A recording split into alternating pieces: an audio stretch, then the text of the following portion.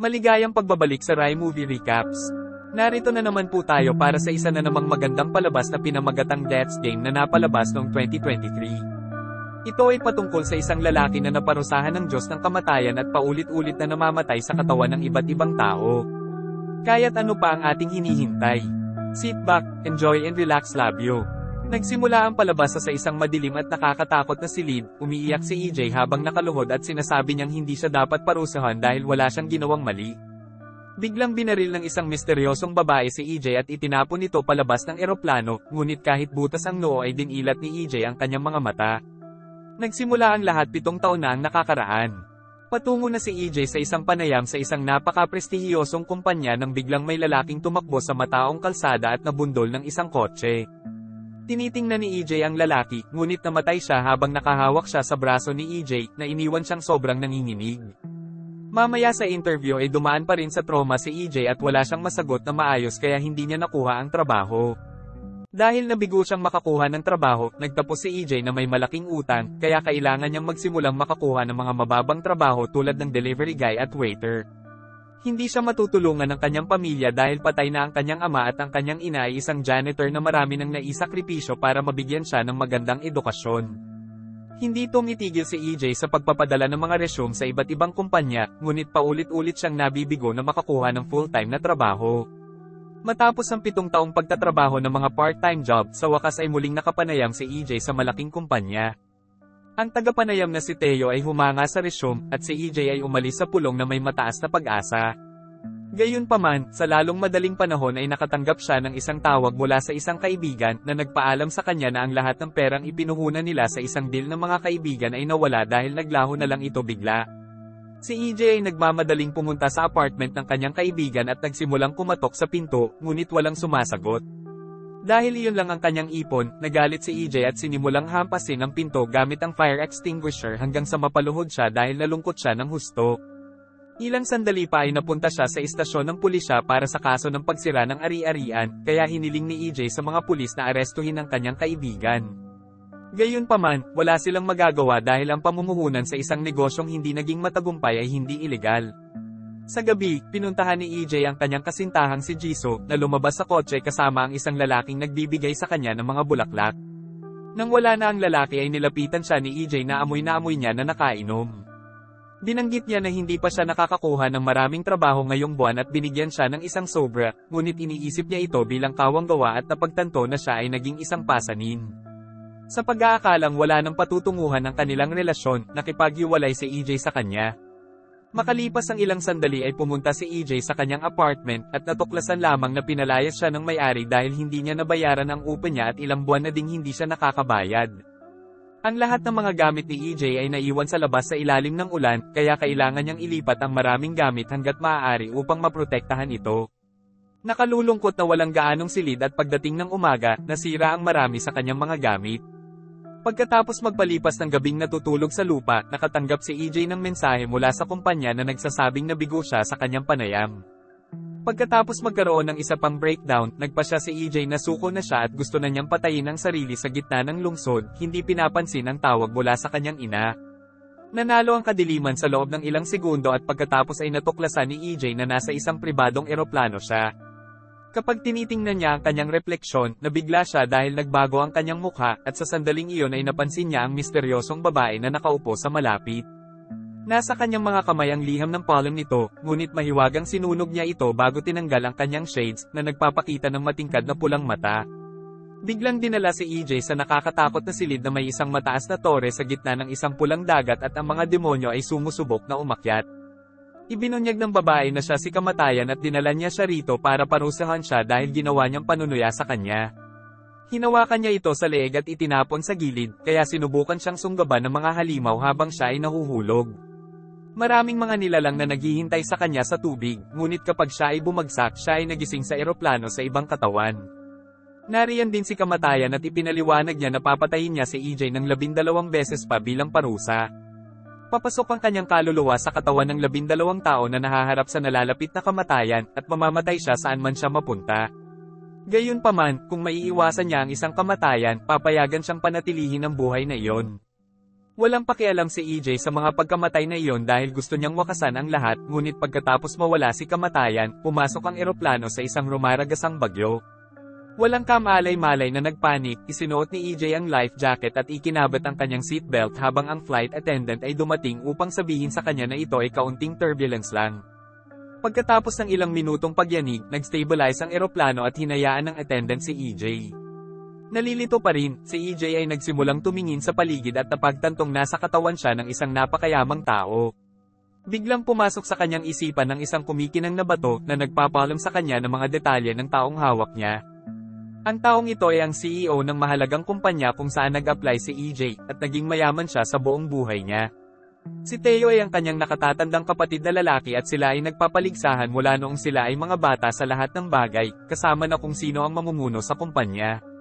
Ang lahat ng kanyang pagsusumikap ay nagbigay daan sa kanya upang makuha ang pag-aproba ng kanyang ama at kalaunan ay napili siyang maging bagong CEO. Si EJ ay labis na nasisiyahan sa ganitong pamumuhay at nagpasya na gusto niyang panatilihin ito, ngunit sa sandaling iyon ay sumabog ang isang makina.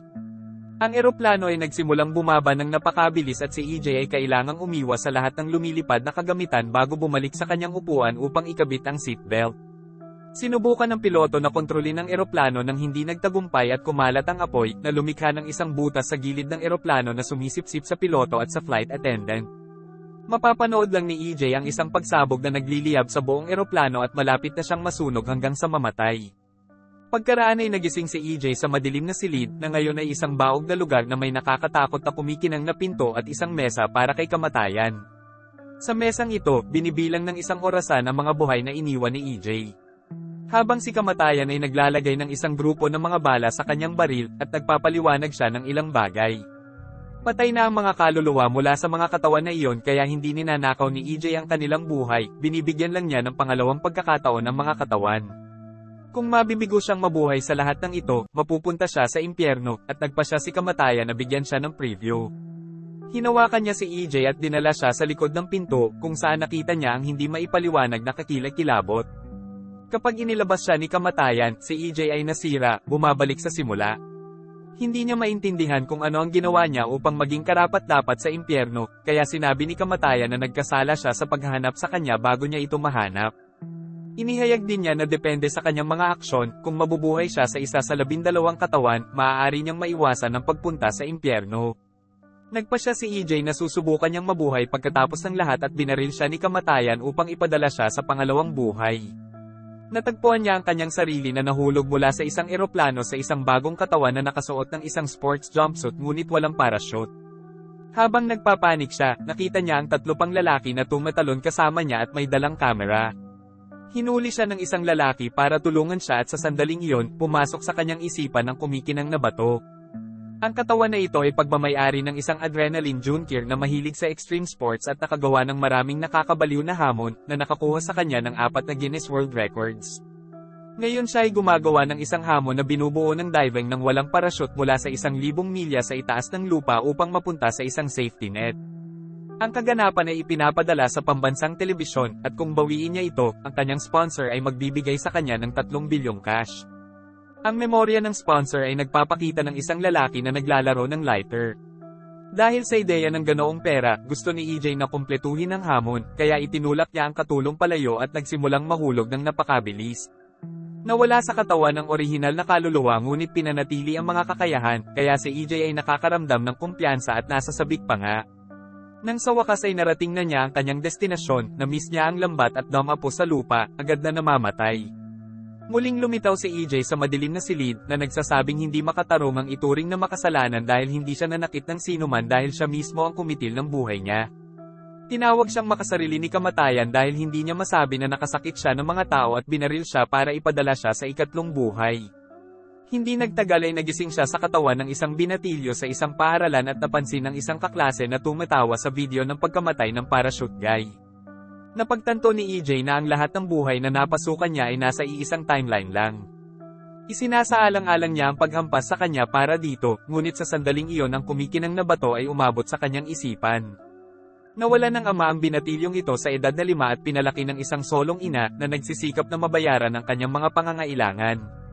Gusto siyang ipagmalaki ng batang lalaki ngunit ayaw niyang pumasok sa paaralan dahil patuloy siyang hinaharas ni Jinsang at ng kanyang mga kaibigan sa pamamagitan ng karahasan, pagnanakaw, o kalokohan tulad ng pagbabato sa kanya ng gatas habang near-record siya.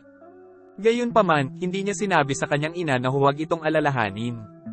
Sa kalaunan ay naramdaman ng bata na ang paaralan ay naging impyerno at ang kanyang mga nagpapahirap ay mga demonyo, kaya nagpasya siyang magpakamatay. Napagtanto ni EJ na para mabuhay ay kailangan lang niyang piliin na huwag magpakamatay. Sa sandaling iyon ay nilapitan siya ni Jinsang at pinaalalahanan siyang dalhan siya ng gatas bago siya hampasin. Tumanggi si EJ na maging biktima at hinabol siya para itumba siya gamit ang isang upuan. Sinubukan ng isa sa mga kaibigan ni Jinsang na pigilan siya, ngunit mabilis siyang pinasuko ni EJ bago itulak si Jinsang sa bintana, humihingi sa kanya ng tawad. Biglang may nagpatambak kay EJ, ito ay si Tesok, isang napakalakas na teenager na agad siyang dinaig at binugbog. Pagkatapos ay hinawakan nila ng kaibigan niya si EJ para masuntok din siya ni Jinsang habang natatakot ang mga kaklase. Sa sandaling iyon ay dumating ang guro kaya lahat ay pumunta sa kanilang lugar, ngunit pagkatapos ng klase, nahuli ni Jinsang at ng kanyang mga barkada si EJ upang bugbugin muli. Sa kalaunan kahit si Tesok ay nag-iisip na ito ay sobra na at hiniling kay Jinsang na huminto, ngunit wala siyang pakialam at nagpatuloy. Gayunpaman, sa wakas ay huminto siya nang makita niya ang babaeng gusto niyang nanonood sa kanila. Pagkatapos ay pumunta si EJ sa tahanan ng bata at napailing nang makita ang mga larawan at tala ng ina ng lalaki na nagpapaalala sa kanya ng sarili niya. Ang kanyang ina ay nag-iiwan ng hapunan para sa kanya at papasok sa trabaho, na labis na nagpapagod sa kanya, kaya minsan ay sinasamahan siya ni EJ upang tulungan siya at bumalik. Sa pag-uwi din ng ina ng bata, napansin niyang mas maganda ang ugali ng kanyang anak at halos mapaiyak si EJ nang maalala muli ang sariling ina. Kinabukasan, nilapitan ni EJ si Tesok sa banyo para tanungin siya kung bakit niya hinahayaan si Jinsang na maging boss siya kung mas malakas siya. Kaya ipinaliwanag ni Tesok na ang tunay na amo ng paaralan ay isang senior na estudyante na kinabibilangan hanggang Jinsang. Kung guluhin nila si Jinsang, sisirain sila ng mga matatandang bata. Mamaya sa oras ng tanghalian, sinaktan muli ni Jinsang si EJ, kaya gumanti si EJ sa pamamagitan ng paghagis ng kanyang mangkok ng noodle sa ulo ni Jinsang. Habang palis si EJ, inutusan ni Jinsang si Tesok na sundan siya, ngunit tumanggi si Tesok dahil gusto niyang kumain ng tanghalian. Sinabihan niya si Jinsang na maghugas at nagtawanan ng lahat habang ang isang flashback ay nagpapakita na sinabi ni EJ kay Tesok na huwag makialam dahil mayroon siyang plano. Isang nahihiya na Jinsang ang pumunta upang humingi ng tulong sa kanyang mga nakatatanda at hanggang ay dumating kagad sa silid-aralan na handang makipaglaban. Gayunpaman nang makita ng pinuno na gusto ni Jinsang na bugbugin nila ang isang maliit na wimp, nagalit ang pinuno, tinawag si Jinsang na duwag dahil hindi niya kayang bugbugin ang isang maliit na bata. Ayaw niyang maugnay ang kanyang barkada sa mga duwag, kaya't sinunggaban niya si Jinsang at sinabihang huwag na siyang lalapit pa sa kanila. Ipinagmamalaki ni EJ ang kanyang sarili, pinagtatawanan ni EJ si Jinsang dahil sa kanyang pagkawala at kapag sinubukan siyang hampasin ni Jinsang, unang sinaktan siya ni Tesok. Ngayon wala nang sino man sa paaralan ang gumagalang kay Jinsang, at habang nagmamadali siyang lumabas ng silid-aralan, natuklasan niyang kasama ng senior leader ang babaeng gusto niya. Sa gabi, tumakbo si EJ at muntik ng mabundol ng truck, ngunit sa kabutihang palad ay huminto ang driver sa tamang oras. Dahil sa pagkagambala nito, hindi narinig ni EJ si Jinsang na papalapit sa kanya mula sa likuran para hampasin siya ng bato para matambe siya, pagkatapos ay pinagpatuloy niya itong hampasin sa ulo hanggang mamatay. Muling lumitaw si EJ sa madilim na silid at sumigaw kay kamatayan, dahilan para ihagis siya nito sa pader bago tinapakan ang mukha nito at muling binaril. Para sa kanyang ikaapat na buhay, nagising si EJ sa katawan ng isang hostage sa ilalim ng interogasyon. Isang grupo ng mga mapanganib na lalaki ang nagtapon ng tubig sa kanyang mukha at tinanong siya kung saan niya itinago ang babae at ang pera. Kapag hindi siya sumagot, pinagbabantaan nila na sasaksakin ang kanyang mata, kaya nag-anunsyo siya na magsasalita siya. Gayunpaman, hindi pa bumabalik ang mga alaala kaya nang humiling siya ng sandali, pinagbantaan siya ng mga lalaki ng martilyo.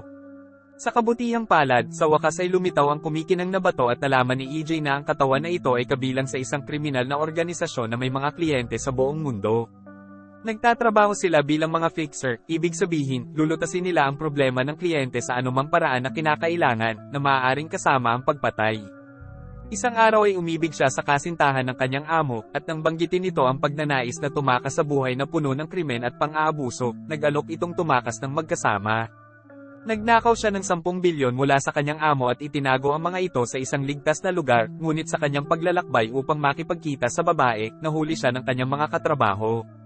Napagtatanto na mayroon siyang kamanghamanghang kakayahan ng taong ito, sinimulan ni EJ na labanan ang lahat gamit ang upuan bilang sandata hanggang sa masira ito. Kapag siya ay umiwas sa isang papasok na kutsilyo, siya ay naging dahilan upang saksakin ng isang lalaki ang kanyang kapareha, ngunit pagkatapos ng unang pagkabigla ay nagpatuloy siya sa pakikipaglaban.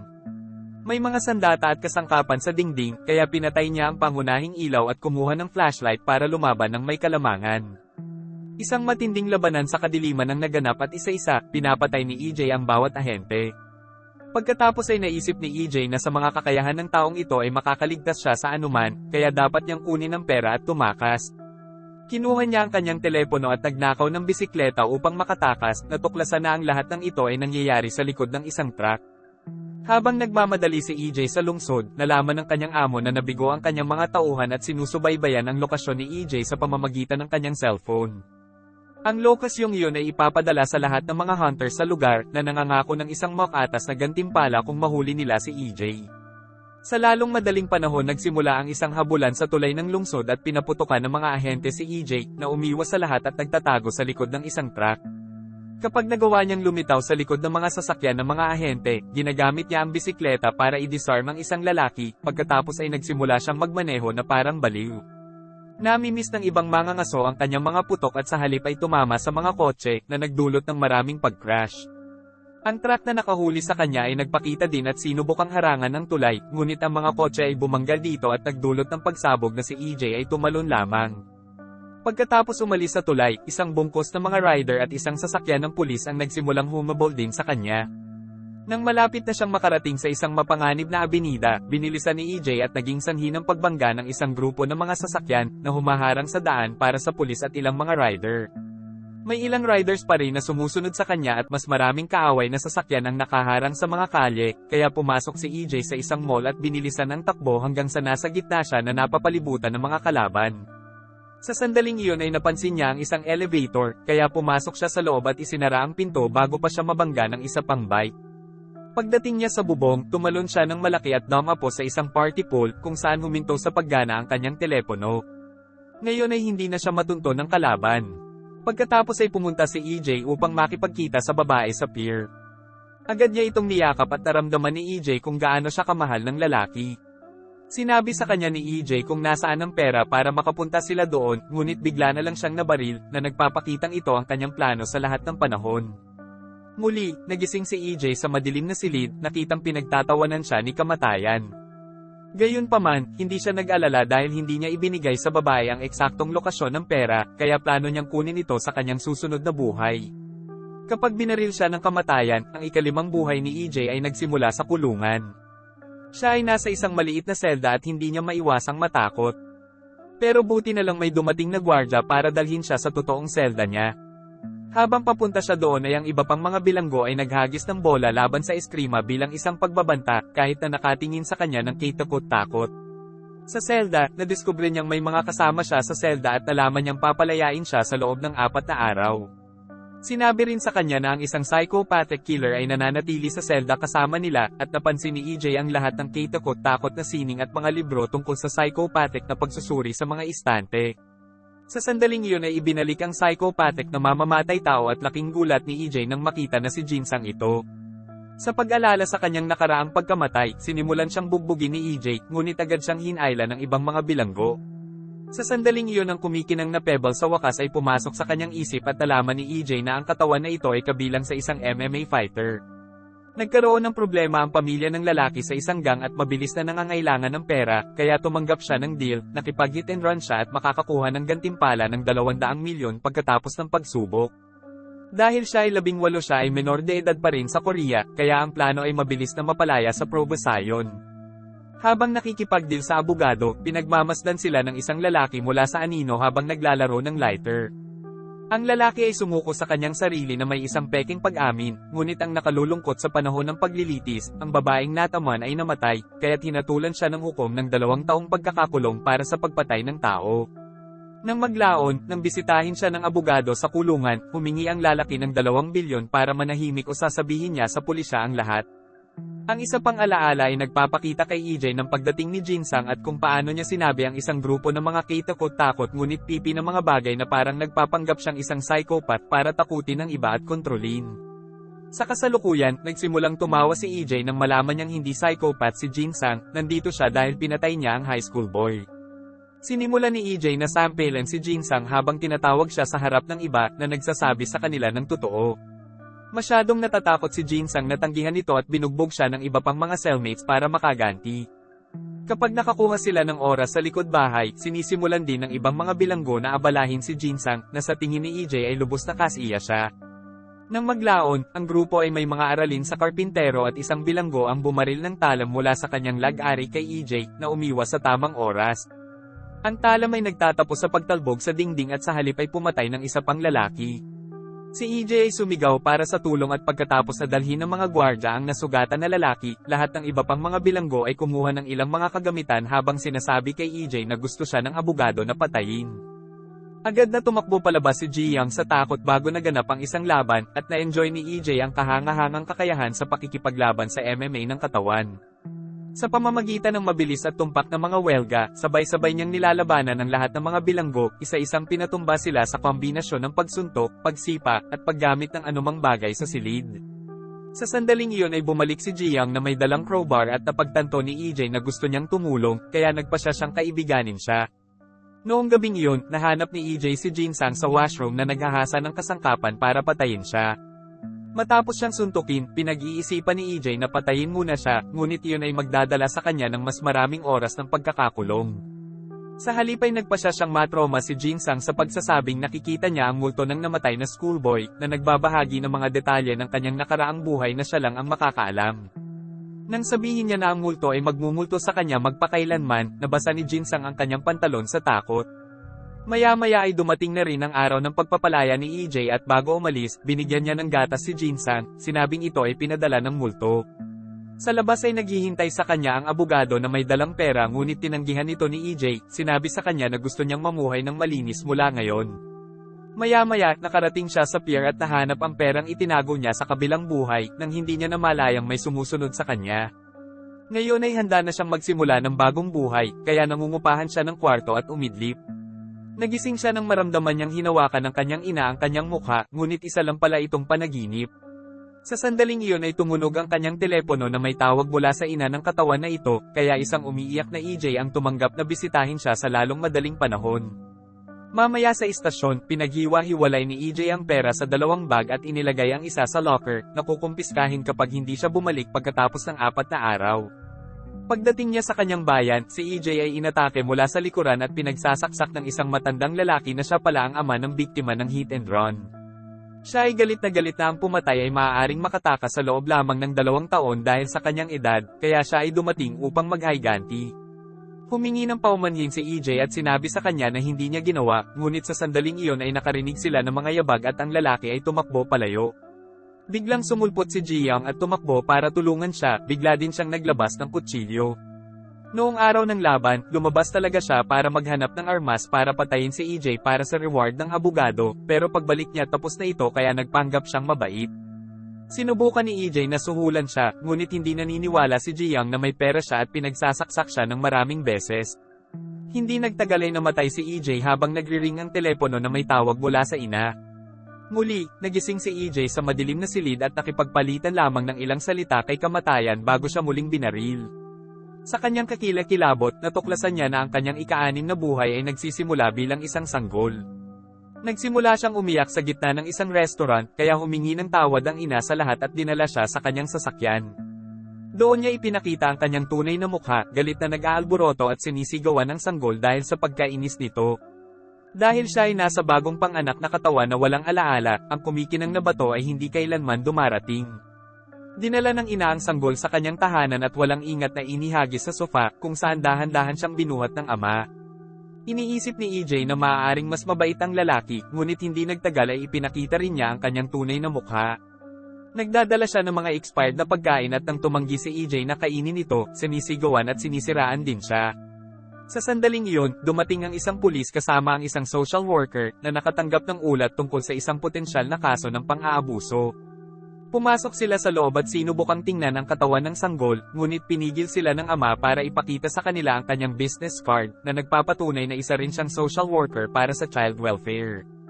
Humingi ng paumanhin ng dalawa sa hindi pagkakaunawaan at umalis, kaya ngayon ay galit na galit ang ina at ibinagsak ang sanggol sa sahig upang pagkatapos ay patayin ito ng unan. Kapag lumitaw siya sa madilim na silid, ipinaliwanag ni kamatayan na kung minsan kahit ang mga sanggol ay hindi nabibigyan ng pagkakataon kaya hindi dapat balewalain ni EJ ang buhay, pagkatapos ay binaril siya nito. At dito na nga nagtatapos ang palabas natin para sa araw na ito. Maraming salamat sa panunood.